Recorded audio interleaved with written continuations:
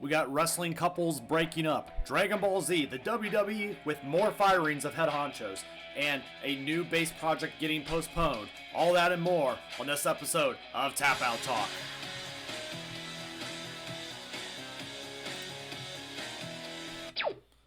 All right, everybody, welcome to episode 19, The Head of Hollywood. We got a lot to go over today, but I want to go ahead and get right into our first feature story. As we talked about on this edition of Tap Out Talk, Roman Reigns is definitely having the best incarnation of his career in the WWE with this head of the table heel run that he's been on. Even before securing the Universal Championship, he's had the title for over 455 days now. But the rumblings have started, and it is his time running up. It's a crazy motion for sure to think about, especially the recent wrestling fans.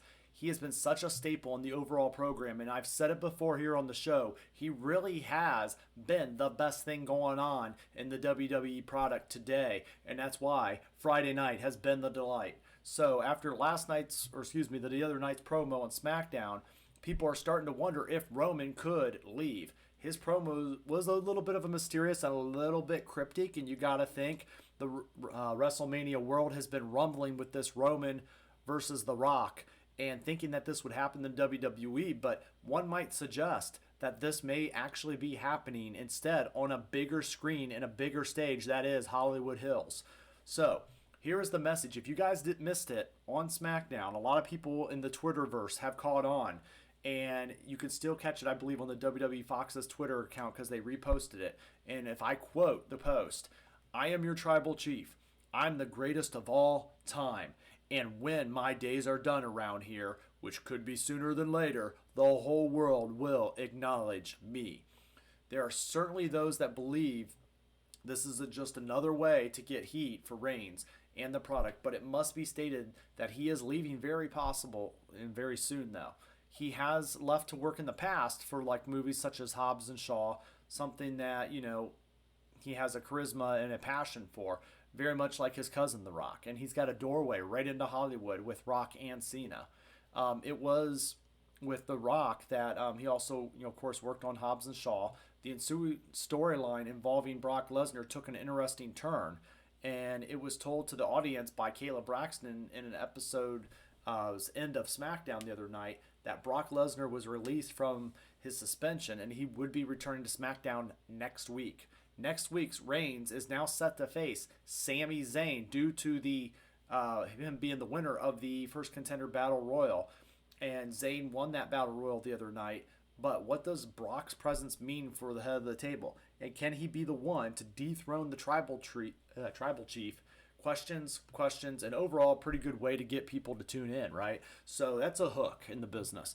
Now, it's interesting because I feel personally that Brock does not need to be the one. Beating Brock now, Roman has to beat Brock. He's always kind of been the guy that had Brock's number, and I feel like the WWE needs to push with this, right? And I don't feel that throwing the title on a part-time Brock Lesnar champion to allow Roman to leave and go to Hollywood is going to make and cut the grade, especially this close to WrestleMania season. So, call me crazy, I do believe that Rock versus Roman can still happen in the future, if not at SummerSlam this year, which I do think that is the Dream Money match. I feel like that it will happen either there or over the summer, possibly a SummerSlam, right? I feel like The Rock could interfere or could be a special guest referee or something to that nature, depending on if Hollywood will let him wrestle, and that's the biggest thing. Now, will Roman leave for WrestleMania? Yes, he will. But will he leave soon? Not as soon as you guys are thinking. Okay, so I really believe that this match with Brock is going to last up and through the Royal Rumble, and at that point is when we're going to get the surprising WrestleMania season heat up, and it'll be Rock versus Roman. Now, I feel like Rock and Roman could happen. Roman could have some projects on slate where he could actually go and do some film work, and maybe even they could do a Hollywood backlot brawl at WrestleMania. I think that would be a fun way to have this feud happen, and just a street fight, and call it a Hollywood backlot brawl, and just have fun with it, right? And flashing back to WrestleMania 12 with Goldust and Roddy Piper. So that's kind of our top story here today. You guys let me know if you feel that Roman will go to WrestleMania or not. So let's get into the rest of the program. We got a lot to cover. I've got Cody Rhodes news. I've got couples breaking up. I've got some Dragon Ball Z. You heard it right. Dragon Ball Z, one of my favorite anime shows, right? So here we have Tap Out Talk. Like, share, and subscribe. You guys know the deal, and love to connect with you on Twitter in the Twitterverse. All right, so the first story here, from Dudleysville to Splitsville. This couple has just broken up recently. Velvet Sky and WWE Hall of Famer Bully Ray, or Bubba Ray Dudley, as you guys know him, announced on social media that they have broken up. The former couple each put out a similar message and said that it was an amicable split and no further comments will be made. Okay, so Bully Ray and I have decided to part ways, Sky wrote. There is no animosity and we will always be cool. We wish each other well in life. This will be the only public comment we'll make. So it's interesting, right, because the two have been together since 2016. Velvet Sky currently worked for the NWA as a color commentator. Bully Ray last worked for Ring of Honor, and he left when his contract expired in April 2020. He currently trains wrestlers at his Team 3D Academy and is actually a co-host on Sirius XM's radio's Bustin' Open podcast. So, you hate seeing couples split. It seems like these guys have been dating for a good 4 years, 5 years now. And I mean, some marriages don't last that long. So I wish these two, the best in their future relationships. And I feel like they did this the right way. A lot of times, people think breakups need to be bloody and awful, and they need to always validate who's right and who's wrong. In this case, they took the high road, and it was very respectful, and they just said, hey, this is where we're at, this is what we're doing, and you know what, they respect each other, and that should be the end of the story, and nobody should be worrying about it any further, right? Because this is their personal life.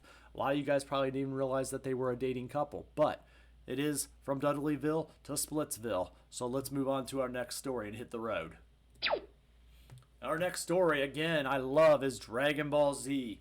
The New Day, if you guys remember a few WrestleManias ago, WrestleMania 32, the New Day actually came out. They love coming out in different style costumes in WrestleManias. And the New Day, they're known for their colorful and unique gear, and I enjoy trying to figure out who they're imitating or what designs they get. I just love that when wrestlers put that into their work.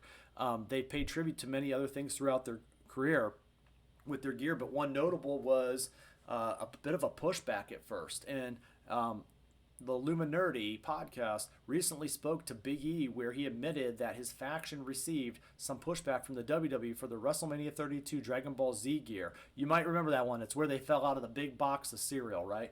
There was nothing that they could really do about it once the fans saw that gear. And it all came down to licensing, because Dragon Ball Z is not property that the WWE has rights to.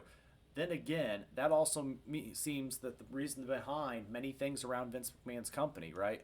We did get some pushback on the Dragon Ball Z stuff way later after WrestleMania 32, Big E recalled.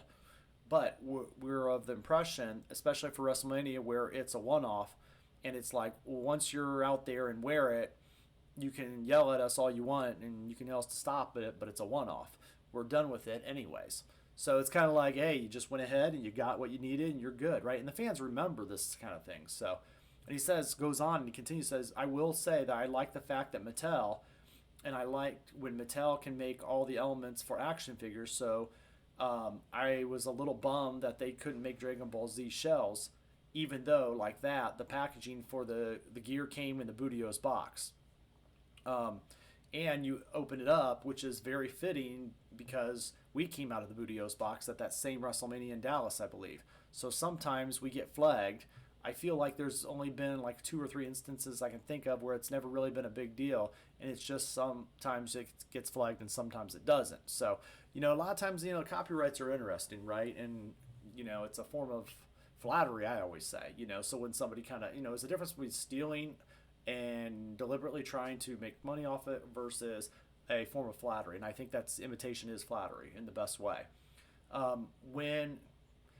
We'll have to see if the New Day are able to bring the Dragon Ball Z concept back later on, in that the WWE could really use this to their advantage, really, just to market with the kids. And then, no matter whether people in the office wanted the New Day to bust out that gear, tons of fans were still happy to see the mashup. And I think I would enjoy seeing a lot more mashups And I mean, I always feel like that could be the New Day's thing, is to really kind of do these mashups and kind of say, oh, I know that anime, or oh, I know this person, that video game, especially the video game world, man. I mean, let's be real. He's got the up, up, down, down channel.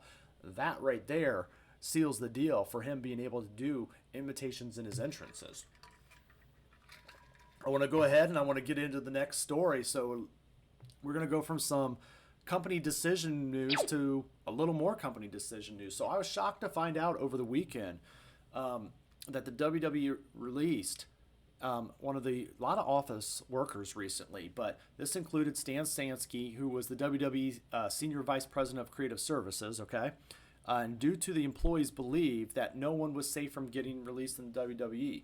Well, I've learned, and I was kind of shocked to learn, that Christina Salen previously stepped down from her role as the WWE's Chief Financial Officer one day after the company's quarterly earnings call.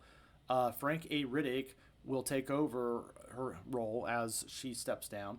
The WWE officially announced in a corporate disclosure that the former Chief Financial Officer, Christina Salen, entered a separation agreement, and she will receive a continuation of her base salary for 6 months. That's a tricky situation when your CFO steps down and has to work a negotiation out, right? On November 23rd of 2021, World Wrestling Entertainment, being the company, entered into a separation agreement with Christina Salen, formerly the company's chief financial officer, in connection with her previously announced departure from the company, the separation agreement, right?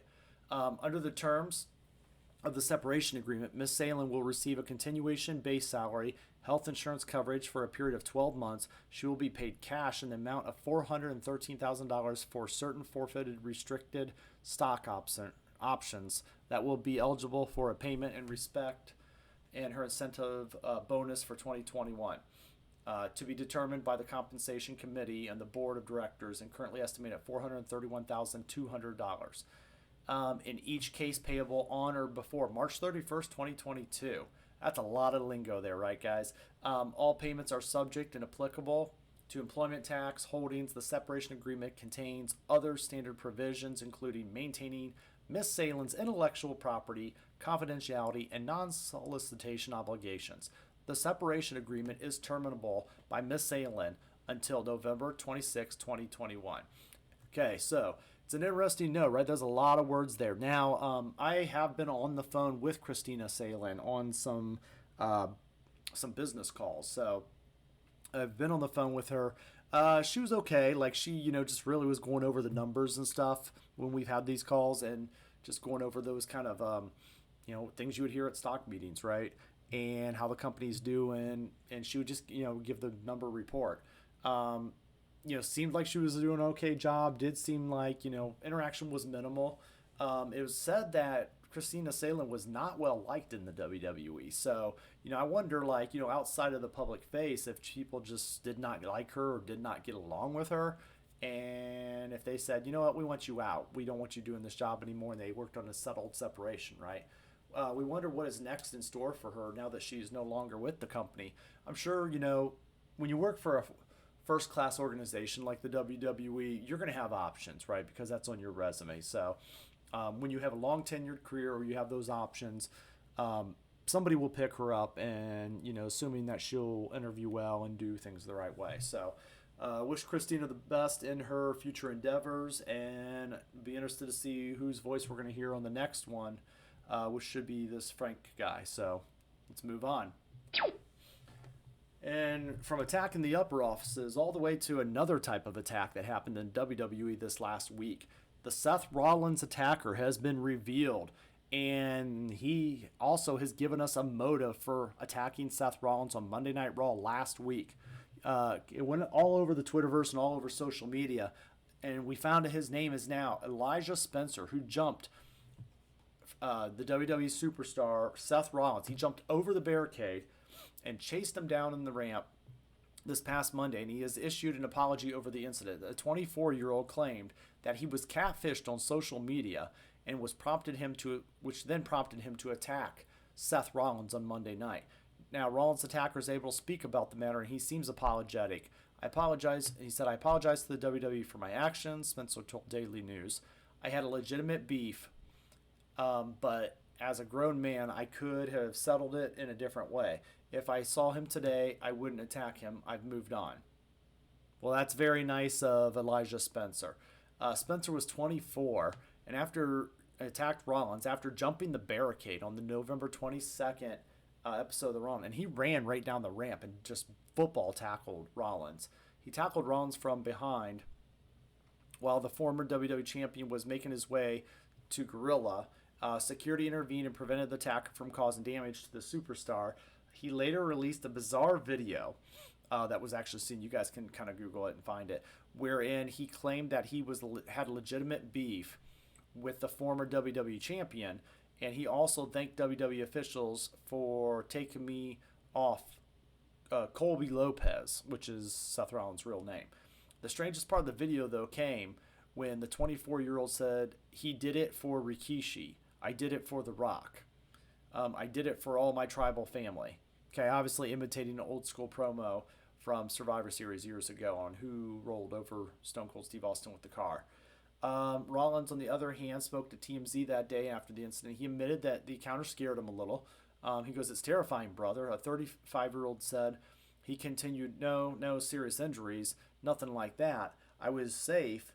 When we were safe, everything was okay. And he also declined any additional medical attention after that. So, Seth was shaken up, but not really. It was more amped up, if you've seen him after the attack. And I did like the fact that Seth came out after the attack actually happened. So the attack happened initially, and the guy got Seth on the ground and definitely had his way with him at that point. And then security restrained him, and he was being dragged out of the arena. And then at that point, Seth came back out in the ring, and he started playing the crowd and acting like, oh, where is he? Where is he? So I think Seth did a good job of playing to the crowd and making sure that they were totally cool with how this went, right? But it's crazy. So I would say is, this guy's not going to be allowed to be back at the WWE or ever attend an event ever again. He seems like a little bit of an odd character. I don't know him, so I can't say anything about him, but he just comes across that way based on the reports here. To fall for a catfish, if anybody on social media is claiming to be a WWE superstar, do not fall for it, guys. Okay, look at the accounts you're talking to, and if there's a little check mark next to it, it says verified. That means they're a verified person, okay? But the reality is, I would not, no WWE superstar is going to ask fans for money, okay? No real wrestler, no nothing. Apparently, he was cheated out of $3,000 by this person, which now he has to just chalk up as a life lesson. And they probably got a little entertainment of him getting arrested on it, too. So he's got to let it go and just kind of move on from that. So that's the end. We're going to move on. So speaking of crazy fans, all the way from the really good ones, right? There's the fans that attack people in the WWE. And our next story is a story of a super fan acknowledged by the WWE. And you guys might know him as the super fan Vladimir. Okay? So WrestleMania 37 weekend, Vladimir appeared during night one of WrestleMania with Triple H and Stephanie to announce the documentary. They also named him the first ever officially certified WWE superfan and presented him with a plaque. In an update on this story, reports are that there are now 0 current plans for the film to see the light of day. The Vladimir film was the 100% post-produced, completed, and there's no official word on why it's not being released. PW insiders speculated that unless someone with major power makes WWE, the decree, the film won't be seeing the daylight anytime soon. WWE has had not much communication with Vladimir in quite a few months, about several months. And the longtime pro wrestling fan who still lives in New York City has reportedly had some health issues as of late. It was noted by Pro Wrestling Insider that if WWE releases the film in the near future, they'll have change the end because of it saying January 1st. Some of the ending will have been outdated by that point. So a film streamed for 1 week as a part of a Los Angeles short, documentation series earlier this year did receive positive feedback. WWE last promoted the documentary on the September 10th edition of SmackDown on Fox, featuring a promo for future network programming that ran in Madison Square Garden. The documentary not featured during last night's Raw. So basically, the WWE shelved a lot of these projects, okay? You guys might remember Vladimir he's that guy, you see in the picture here, he's always sitting front row ever since the 80s or 90s, and he's sat in every event in the front row. He's the super fan, right? And you always wondered who he was. Because you're like, how can you afford to go to all these shows every single time? But like all sports, they have super fans, and he was the WWE super fan. So when you look here, there's no word on these projects and if they're going to be brought back to life. There had been talk of the WWE trying to spin off their original documentaries in addition to try to gain more revenue by licensing them to third-party providers, so potentially A&E, but there's no update on that front either. So I feel like Khan is going to. I feel like he's ultimately going to go ahead and try to make more money off of these, right? So why put it on the WWE Peacock network for a $4 paywall when he can try to sell it to some other group like a Netflix or an A&E or one of these and try to get these other exclusive documentaries? I feel like he's just trying to make money all these other different ways instead of putting it on the network. And that kind of gives me a gripe with the network. WWE Network was amazing, okay? It was an amazing concept, and it was great. You had anything WWE you ever wanted with new comments and documentaries all in one place. And you got all your pay-per-views, and it was well worth, the subscription service for a WWE fan. The Peacock purchase has been rough, and to the point I have a hard time even finding stuff. It's not organized well, and I don't think it has half the catalog that it did have. And so now I feel like I'm just paying for pay-per-views and streaming rights, and I'm digging through the vault for some few other things, right? But I still have yet to see the same kind of layout that I normally would in that service. So regardless, it'd be nice to have new projects like this to check out. So, maybe one day we'll get our WWE full Peacock version, right? The best thing they probably should have done is just had a paywall with Peacock to actually stream it and go into the WWE Network section, and then it would zip back out, through Peacock, right? So, that could have been a way to go about it, and that would have been awesome. So, and I think that would have been a great, partnership where you'd have both services for X amount of dollars, right? But anyway, that's the way the business world kind of works, and I want to go on down the road to our final story. And that final story is a rough road. And what I'm talking about with you guys is the one, the only, the American Nightmare, Cody Rhodes, right? So I want to kind of just recap here before we head out. And one of our stories here is Cody Rhodes turning heel. And I want to know that. Is he turning heel? Do you guys like him as a heel or as a babyface, right? Think about it. His actions the last few weeks, he's been wrestling, he's been working really hard, and then people have been harassing him. The fans have been harassing him a lot, which, wrestling fans will tell you whether they like or hate something. And then he deleted his Twitter due to the harassment. Okay, so he got rid of his Twitter. I think it's just rough, when people are you're trying to do your job and everybody's harassing you. And then he's at a rough time with the fans, and he was teased going up and down. So on this last week of Dynamite, he was having a rough time with the fans. He was throwing his belt out to them for the crowd. They threw it back, almost John Cena-like heat. And then he teased going up the heel ramp, and then he stopped and he went up the face ramp, right? Then he reactivated his Twitter as an AEW community outreach account, which I thought was a really great idea and a great face move.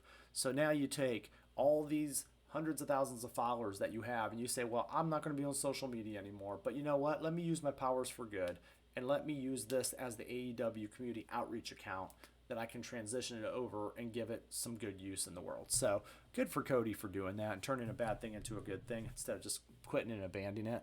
I will say this, like Cody has, worked very hard in this company, and I appreciate Cody and Brandy to the end of the world here, because if it wasn't for Cody and them, they might not have AEW, right? He may just be in the WWE still playing Stardust, and Brandy would be in NXT announcing maybe, right? So at this point, I like face Cody. I like that he's a good guy. I like that he's that one kind of shining good guy in the company. Now, I feel like, we could see a heel turn down the line. I think the day that happens, he should go back to dyeing his hair black. And I feel like black, dark-haired Cody is the Cody that turns heel. And that's the Cody that gets an AEW championship title shot, because remember, he lost to Jericho a couple years ago and saying the stipulation that he'll never get a title shot ever again. And as a face, he can never break that rule. But you know what? As a heel, he doesn't have to care about that rule. And he could come back and demand a title shot as the American Nightmare, right? So he could be the Dream as a face, or he could be the Nightmare as a heel.